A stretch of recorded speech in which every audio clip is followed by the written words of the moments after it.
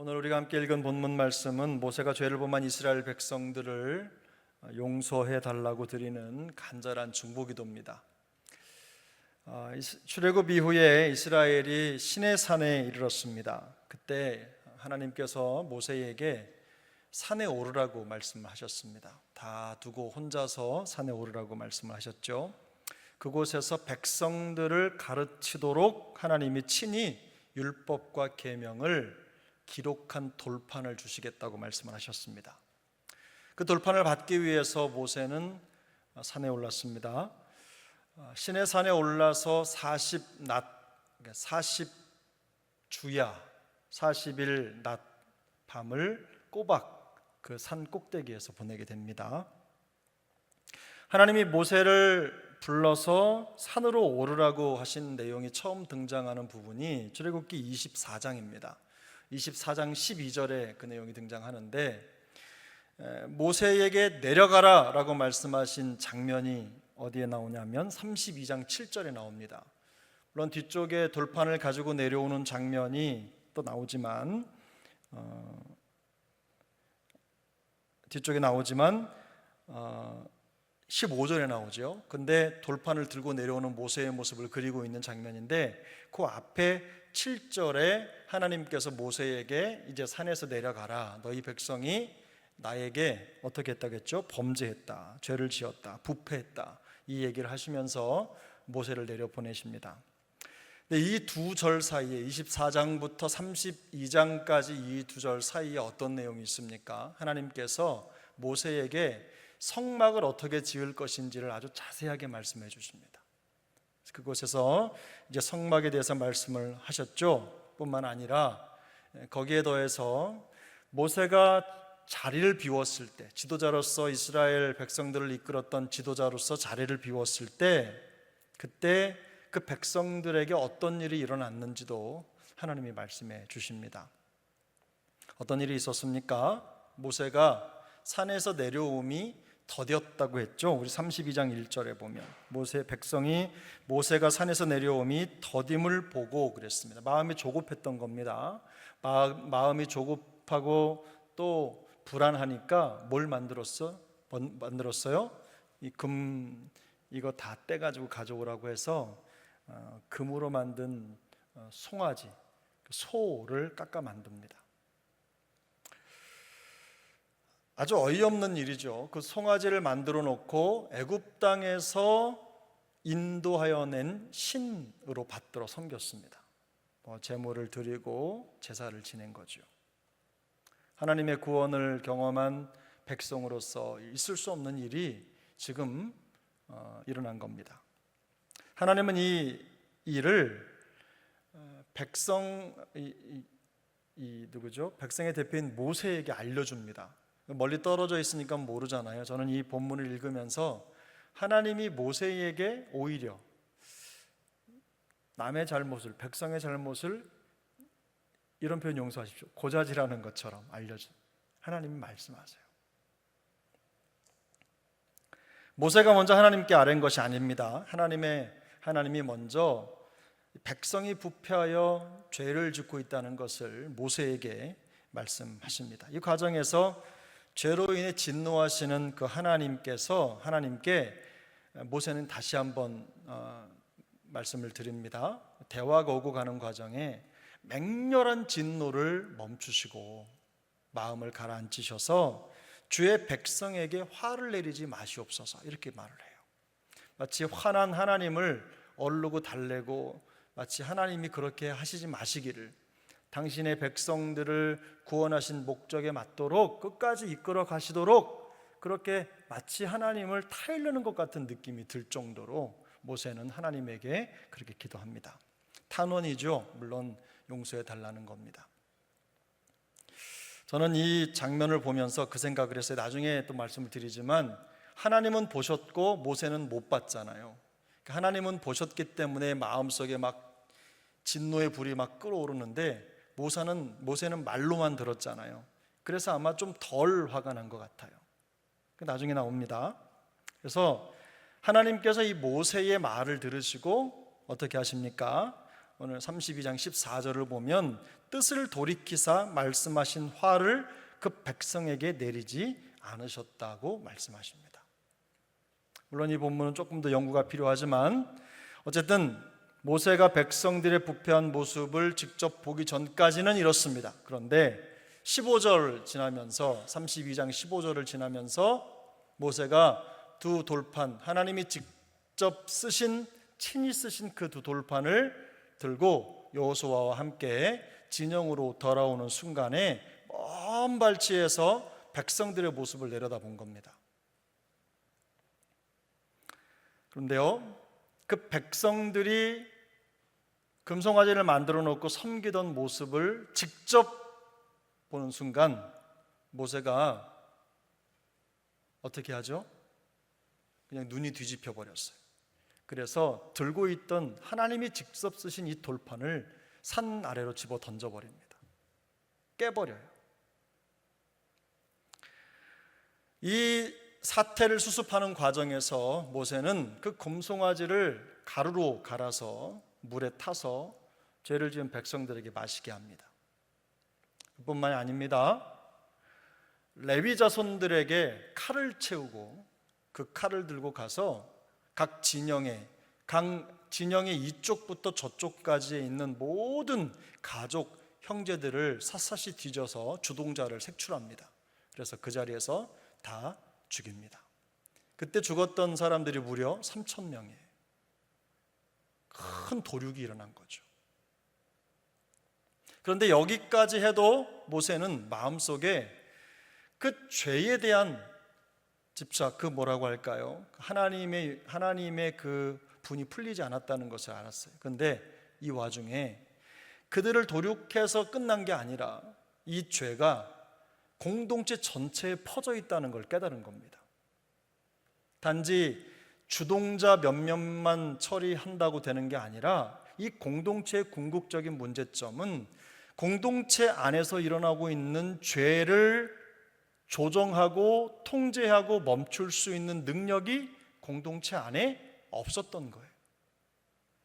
수많은 사람들이 그 공동체 안에 존재했지만 그러나 그 안에서 그런 일들이 일어나는데도 아무도 그것을 통제하고 막을 수 있는 사람이 없었던 겁니다. 모세는 여기에서 이 공동체 전체에 깊숙이 뿌리박힌 죄의 습성을 보는 거죠. 그래서 그는 하나님께 올라갑니다. 그리고 그럼에도 불구하고 하나님이 건져내신 그 백성들을 위해서 중보하죠. 하나님의 관점에서 보면 이들은 죽어 마땅한 자들입니다. 그래서 하나님이 그렇게 말씀하셨잖아요. 내가 싹 쓸어버리겠다, 진멸해 버리겠다, 그리고 너로 인하여 큰 민족을 이루게 하겠다 하셨는데 모세가 어떻게 하죠? 중재하죠. 하나님 화를 가라앉히시고 이 백성들 용서해 달라고. 그런데 내려오다가 그 장면을 보면서 하나님이 주신 그 친히 쓰신 두 돌판을 던져버리고 깨버리는 거예요. 참을 수가 없었던 겁니다. 근데 모세는요, 그때 이제 기본적으로 취해야 될 태도를 취하고 행동을 취하고 그 다음에 하나님의 존전에 올라가서 기도합니다. 그 내용이 오늘 우리가 읽었던 그 본문의 내용입니다. 여러분, 우리가 읽었던 본문 우리 한 번 더 읽겠습니다. 우리 30절부터 읽겠습니다. 30절, 31절, 32절 함께 읽습니다. 이튿날 모세가 백성에게 이르되 너희가 큰 죄를 범하였도다. 내가 이제 여호와께로 올라가노니 혹 너희를 위하여 속죄가 될까 하노라 하고 모세가 여호와께로 다시 나아가 여짜오되 슬프도소이다. 이 백성이 자기들을 위하여 금신을 만들었사오니 큰 죄를 범하였나이다. 그러나 이제 그들의 죄를 사하시옵소서. 그렇지 아니하시면 원하건대 주께서 기록하신 책에서 내 이름을 지워버려 주옵소서. 아무나 드릴 수 없는 기도를 드리고 있는 거죠. 이 백성들을 위해서 드리는 이 모세의 중보기도의 모습 속에요, 아주 중요한 기도의 원리가 담겨 있습니다. 중보기도의 원리인 거죠. 첫 번째 중보기도의 원리는, 중보기도는 죄를 싫어하시는 하나님의 심정에서부터 시작한다는 겁니다. 죄를 싫어하시는 하나님의 심정에서 기도가 시작된다. 오늘 31절에 이렇게 말씀하죠. 모세가 여호와께로 다시 나아가 여짜오되 슬프도소이다. 이 백성이 자기들을 위하여 금신을 만들어 싸우니 큰 죄를 범하였나이다. 모세는 백성들이 저지른 끔찍한 죄를 용서해 달라고 하나님께 간절히 기도합니다. 그는 죄에 대한 하나님의 심정으로 죄를 슬퍼할 뿐만 아니라 그 죄를 인정합니다. 하나님, 저 제 잘못이 아닌데요, 이렇게 말하지 않아요. 그 백성이라고 하는 말에는요, 모세를 포함한 모든 이스라엘 민족을 말하는 거예요.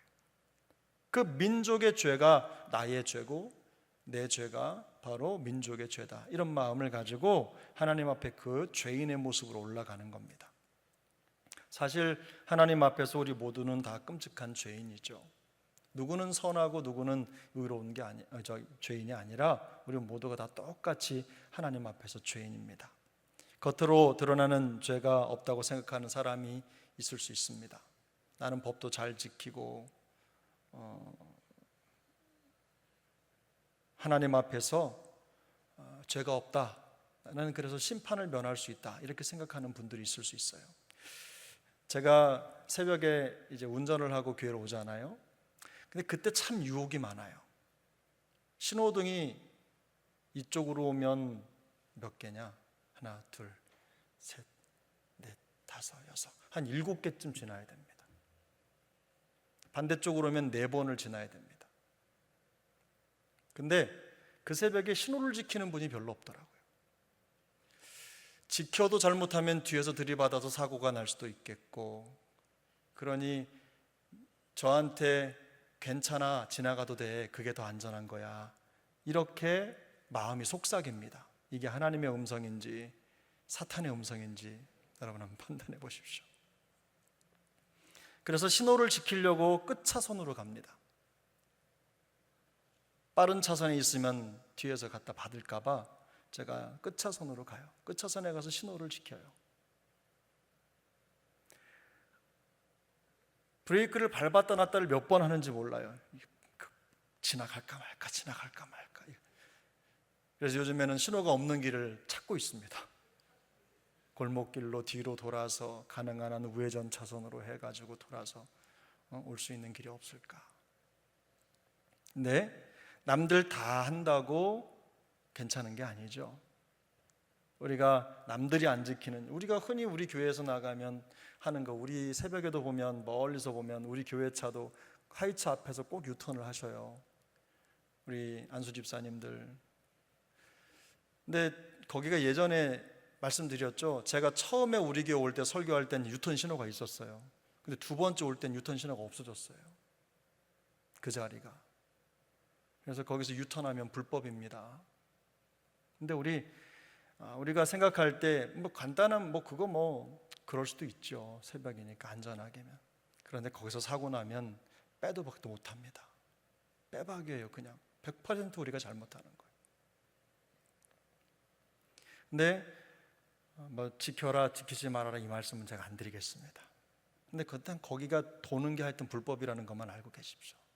또 우리 나가서 여기 반대쪽으로 갈 때 저기 옷집 앞에서 거기 빨간불이 돼야 유턴을 하는 건데 꼭 파란불인데도 막 유턴 막 해서 가요. 차 없으면. 우리가 늘상 하는 거잖아요. 나만 하는 게 아니라 저 집사님도 하시던데요. 그 장로님도 가시던데요. 다 그렇게 하던데요. 이건 하나님 앞에선 사실 우리가 변호할 이유가 안 되는 거잖아요. 우리에게 주어진 어떤 기준을, 물론 저라고 다 지키는 거 아니죠. 급할 때는 어떨 땐요 지나가야 될 때가 있어요.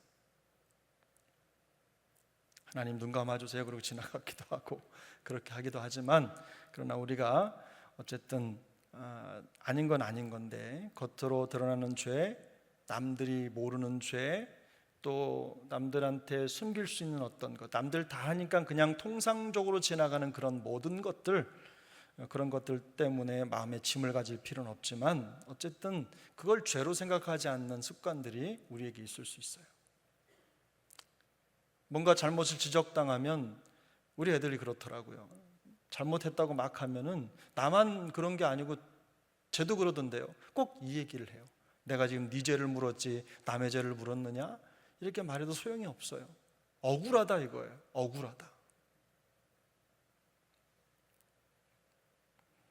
근데 여러분 보십시오. 모세는 1차적으로 우상숭배 주동자들의 목을 뱁니다.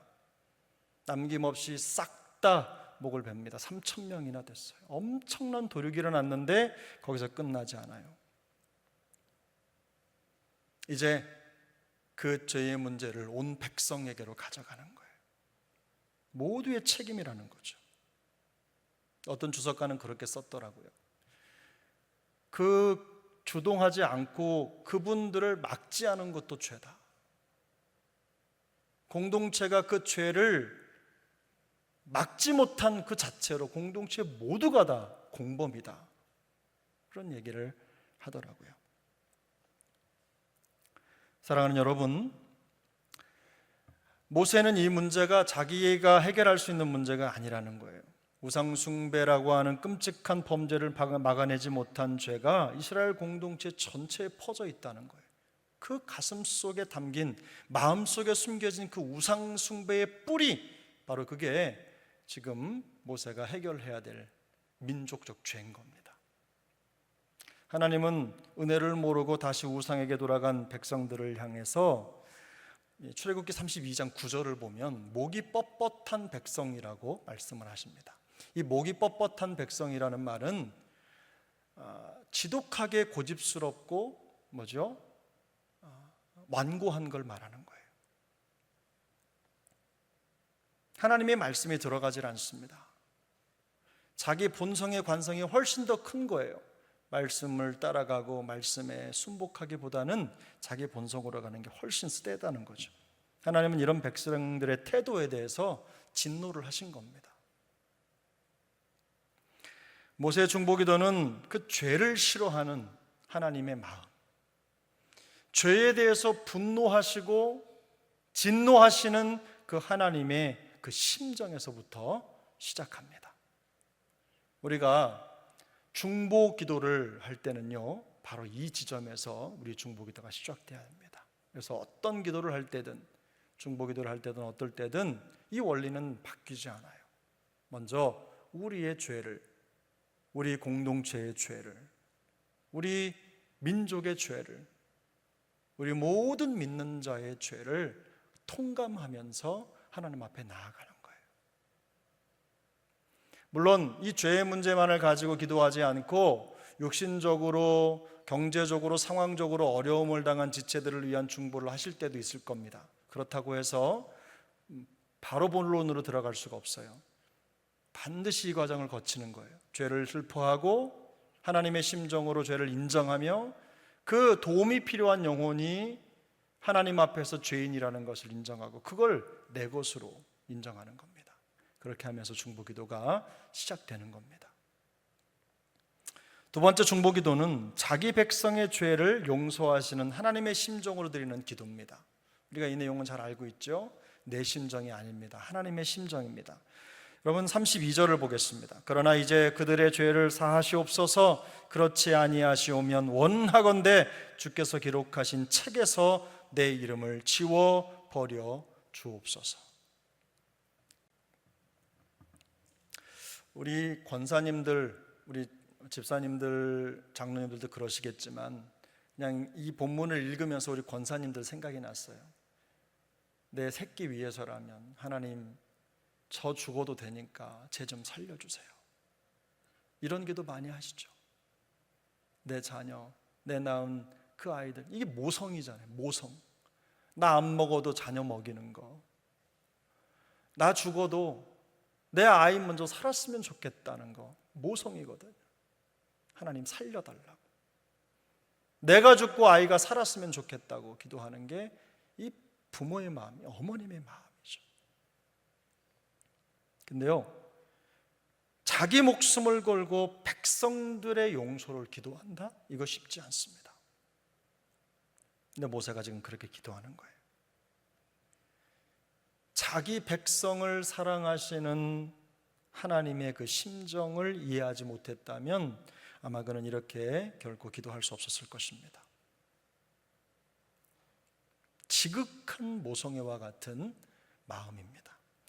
이런 비슷한 모습이 신약성경에도 나오는데요. 신약성경 로마서 9장에 보면 1절, 2절, 3절에 사도 바울이 자기의 형제, 자기의 고륙 친척들이 복음을 믿지 못하고 예수님을 부인하는 모습을 보면서 그 간절한 마음을 이렇게 고백해요. 로마서 9장 1절부터 3절까지 제가 읽어드리겠습니다. 내가 그리스도 안에서 참말을 하고 거짓말을 아니하노라. 나에게 큰 근심이 있는 것은 마음에 그치지 않는 고통이 있는 것을 내 양심이 성령 안에서 나와 더불어 증언하노니. 함께 읽습니다. 3절. 나의 형제 곧 고륙의 친척을 위하여 내 자신이 저주를 받아 그리스도에게서 끊어질지라도 원하는 바로라. 바울은 알고 있습니다. 하나님의 사랑을 끊을 수 있는 게 결코 없다는 것을, 하나님의 사랑이 절대로 끊어지지 않는다는 것을 알아요. 그런데 그럼에도 불구하고 내 자신이 저주를 받아 그리스도께 끊어질지라도 우리 골육 친척 내 형제 자매들이 예수 믿고 복음의 은혜 안에 들어오기를 소망한다, 이거죠. 이게 중보입니다. 그 가슴이 있으니까 일평생 그 똑같은 열정으로 죽을 때까지 달려갈 수 있었던 겁니다. 이 하나의 목표가 있으니까 이 에너지, 다른 데서 힘을 공급받는 게 아닙니다. 주님께서 허락하신 이 마음, 하나님의 그 심정이 있기 때문에 멈추지 않고 주님이 오시는, 주님 나라에 들어가는 그 순간까지 그가 멈추지 않고 이 복음을 위해 달려갈 수 있었던 거예요. 제가 보니까요, 사역의 열정은 다른 데서 오는 게 아니더라고요. 하나님의 심정을 깨달으면 열심히 하지 말라고 해도 열심히 하게 되는 거예요. 신앙생활도 마찬가지, 사랑도 마찬가지더라고요. 하나님의 심정을 깨달으면 그렇게 되는 겁니다. 열심히 생기는 거예요. 충성하게 되는 거예요. 바울의 가슴, 그 가슴이 뜨거운 가슴으로 죽기 직전까지 그 열정적인 삶을 살아갈 수 있었던 그 동력이 바로 이 하나님의 심정이었습니다. 그래서 여러분, 성경을 읽으시면서는요, 제일 중요한 게 뭐냐면 성경 속에 흐르고 있는 그 하나님의 심정을 깨닫는 거예요. 거기에서 중보기도가 시작되는 겁니다. 바로 이런 영혼을 향한 주님의 심정 때문에 그 길을 가게 되는 거죠. 또 한 가지가 있어요. 이 하나님의 심정의 모범을 우리 예수님께서 보여주셨어요. 여러분, 십자가가 뭡니까? 자기 백성의 죄를 용서하시고 구원하시기까지 기꺼이 십자가의 고난과 죽음의 길을 선택하신 그 마음이 뭐예요? 바로 우리를 향한 하나님의 마음이에요. 예수님은 그 마음으로 십자가의 길을 가신 거예요. 선택하신 거예요. 이처럼 중보는 자기 백성을 사랑하셔서 용서하시고 죽음을 생명으로 옮기시는 그 하나님의 심정, 그 심정으로 드리는 기도입니다. 자기 생명을 걸고 드리는 가장 간절한 기도가 바로 중보기도입니다. 모세가 자기 생명을 걸고 기도하는 것은 그 백성의 문제를 자기 문제로 생각하고 있다는 증거입니다. 백성의 죽음을 자기 죽음으로 받아들인 겁니다.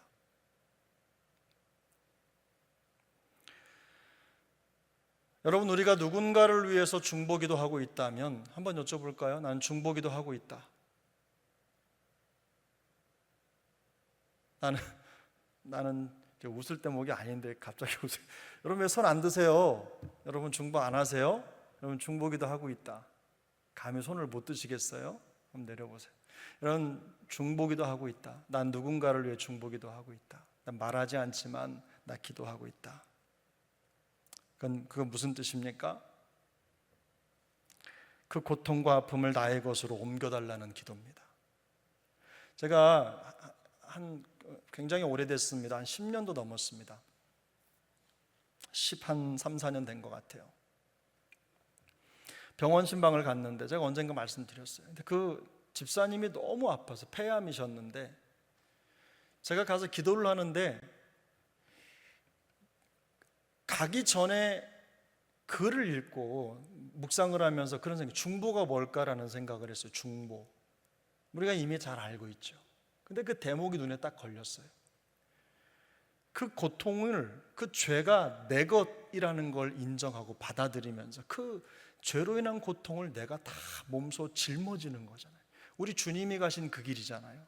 우리의 중보자, 대제사장 되신 그 주님께서 중보의 길을 가셨잖아요. 그런데 제가 그날 감히 말씀을 읽고 그 집사님을 위해서 기도를 하는 거예요.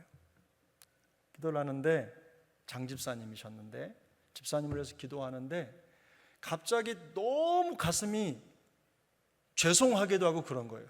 감히 하나님, 이 집사님의 질병이 저의 것이 되어도 좋습니다라고 하는 충고가 안 나오는 거예요. 그렇다고 여러분, 우리가 누가 기도를 하는데 저 질병이 하나님 저에게로 붙게 해주세요, 이런 기도하는 사람 없잖아요. 근데 그 집사님이 얼마나 간절하겠어요. 살고 싶은데, 정말 대한민국의 석학 중에 석학인데 공부도 많이 하고 대학 교수로 얼마나 앞으로 살아갈 날이 창창하고 해야 될 일이 많은데, 그런데 암에 걸려서 이제 시한부 인생이 된 거예요. 얼마나 하늘이 무너지고 있는 것 같은 상황이지 않겠습니까? 병원에 가서 그분을 위해서 기도하는데 온 가족이 정말 마음이 무너지고 너무너무 힘든데, 목사로서 제가 손을 얹고 기도하는데 하나님 아버지, 이렇게 기도해요. 하나님, 이 질병을 하나님 저를 지우시더라도 이거 고쳐주세요, 이렇게 기도해야 맞잖아요. 근데 그 간절함이 감히 그렇게 기도를 못하겠는 거예요. 그래서 제가 병실에 기도하고 내려와서 나오면서 그 생각했어요. 참, 난 멀었다. 내가 자신이 없구나, 이런 생각을 했더랬습니다. 여러분, 근데 중보는요, 생명을 걸고 드리는 기도 중에 가장 간절한 기도입니다. 그래서 이 중보 기도는, 완전한 중보자는 예수님밖에 없어요. 우리는 다 돈으로 따지자면 10원짜리도 안 돼요. 그저 그냥 신용만 하고 있을 뿐인 거지. 그렇게 기도하다가 병이 나한테 턱 붙으면 하나님, 제가 무슨 잘못했다고, 제가 그렇게 기도한 것도 잘못이냐고, 왜 질병이 저에게 왔냐고, 이렇게 말할 분들도 적지 않겠죠. 저를 비롯해서 모두가 다. 근데 여러분, 중보가 어떤 의미냐? 그 백성의 죽음을 자기의 죽음으로 받아들이는 그것만 알고 여러분 중보자가 되십시오. 중보기도에 담긴 의미가 이렇기 때문에, 만일 우리가 누군가를 위해서 진정으로 가슴을 쥐어짜며 고통스럽게 기도를 하고 있다면 이 땅에서 가장 숭고한 사랑을 실천하고 있는 것입니다. 중보기도의 자리를 지키는 것만으로도 여러분은 이미 복음의 길을 가고 있는 겁니다. 왜냐하면 우리 예수님께서 가셨던 그 길이 바로 그 중보의 길, 복음의 길이셨기 때문입니다. 여러분, 예수님 따라가겠다고 결심하셨죠? 예수님 닮아가기로 결심하셨죠? 그렇다면 우리가 중보의 길을 가야 될 텐데 이게 여간 어려운 게 아니에요. 목숨을 건 그 사랑이 바로 중보 기도로 나타나는 것입니다. 자기 백성의 죄를 슬퍼하고 인정하면서 자기의 생명을 걸고 드리는 이 중보 기도, 이 모세의 중보 기도는요, 사실 예수님께서 십자가를 통해 보여주셨던 복음의 길과 너무 많이 닮았습니다. 단지 인간적으로 누군가를 사랑하는 수준에서 드릴 수 있는 기도가 아닙니다. 그저 단순히 하다가 마는 그런 기도가 아니에요. 끔찍한 죄의 결과로 진멸될 수밖에 없었던 그 백성들을 위해서 자기 생명을 내맡겨서 그들로 하여금 하나님의 용서를 얻게 하려는 것, 바로 그것이 모세의 기도였고 바울의 기도였습니다. 예수님의 기도였습니다. 예수님의 십자가의 길이었어요. 주님께서 우리에게 그런 기도를 부탁하신 겁니다. 기도 자체가 사명이죠. 사명. 우리가 누군가를 위해 기도한다는 것, 사명이 따로 있는 게 아닙니다. 내가 영혼을 위해 기도하고, 내 가족을 위해 기도하고, 사역을 위해 기도하고, 교회를 위해 기도하고, 하나님 앞에 마음을 쏟는 것, 그게 하나님께서 우리가 그리스도인이 될 때, 그렇게 태어날 때 태생적으로 주신 사명인 거예요. 벗어날 수 없습니다. 다 우리는 그 중보의 기도의 사명을 받은 겁니다. 만일 우리가 이렇게 하나님의 심정을 깨닫고 누군가를 위해서 중보 기도를 실천하고 있다면, 말씀드린 대로 그것은 중보 복음의 길을 가고 계신 거예요. 축하합니다. 축복합니다. 바른 길을 가고 계신 겁니다. 우리가 복음의 길을 가고 있다는 더 구체적인 증거는요, 목이 뻣뻣한 백성들처럼 집요하게 고집스러운 자기 욕망을 섬기는 우상 숭배를 버리는 겁니다. 그 삶에서 돌이키는 거예요. 하나님의 심정으로 죄를 슬퍼하고 자신이 하나님의 앞에서 큰 죄인이라는 것을 인정하는 것, 바로 그것으로 드러날 것입니다. 그뿐만이 아닙니다. 내 성품, 내 실력 수준으로 누군가를 품으려고 하는 교만한 태도를 버릴 것입니다. 그리고 우리를 향한 그 주님의 심정, 죄인을 향한 아버지의 심정, 그 심정을 의지해서 누군가를 위해 간절히 중보하는 자의 모습을 갖게 될 것입니다. 만일 이런 마음으로 여러분이 중보 기도를 실천하고 계시다면 주님이 걸어가신 복음의 길을 따라 주님과 함께 걷고 계신 겁니다. 두말할 것도 없습니다. 여러분은 바른 길을 가고 계신 거고, 주님이 원하시는 길을 가고 계신 겁니다. 예수님을 닮아가고 계신 거예요. 우리가 중보 기도자가 된다는 것은요, 우리의 성품이나 실력으로 다른 사람에게 자비나 은혜를 적선하는 게 아니에요. 내가 할 수 있는 정도를 주고 끝나는 게 아니에요. 아버지의 넘치는 자비와 지극히 부요하신 은혜에 소망을 두고 그 은혜와 그 사랑과 자비가 그에게 이르도록 기도하는 겁니다. 저는 우리 모두가 주님께서 보여주신 이런 중보의 모범을 따라갈 수 있기를 축복합니다. 우리 모두가 다 복음의 길을 걷게 되기를 바랍니다. 완전한 중보자는 아닐지라도 하나님의 심정과 주님을 닮아가는 거룩함이 우리 모두에게 점점 더해갈 수 있기를 예수님의 이름으로 축복합니다. 우리 이 시간 잠깐 기도하겠습니다. 기도하고 다시 찬양하고. 은혜로우신 하나님 감사합니다. 우리를 불쌍히 여겨 주옵소서. 오늘 모세에게 주셨던 그 마음을 저희에게도 주셔서 꼭 중보가 필요한 영혼들을 가슴에 담고 기도할 때 주님의 도우심을 바라며 기도할 수 있도록 은혜 주시옵소서.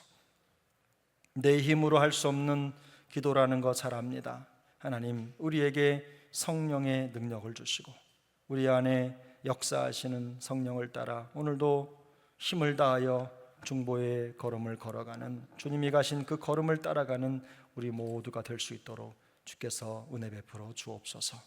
예수님의 이름으로 기도합니다. 아멘. 함께 찬양.